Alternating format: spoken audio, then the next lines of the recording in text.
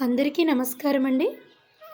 గణతంత్ర దినోత్సవాన్ని పురస్కరించుకొని నా స్వీయ కవిత శీర్షిక జనని భారతి. పుడమి నుదుటిన అరుణ తిలకము, ఇలను చేరిన స్వర్గధామము. విశ్వమంతా బిడ్డలయ్యిన జనని భారతి ధన్యురాలివి.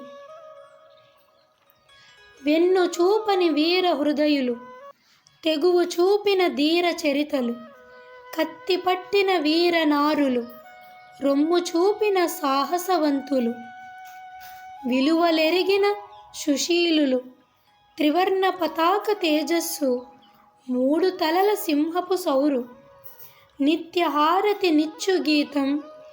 మాతా వందనమంటూ భారతి ఒడిలో పూసిన ప్రతి జీవి స్మరించు గేయం.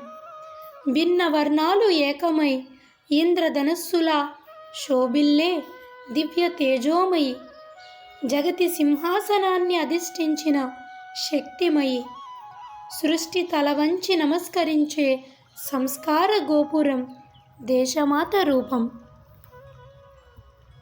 ధన్యవాదములు. మీ సాలూరు సంతోషి.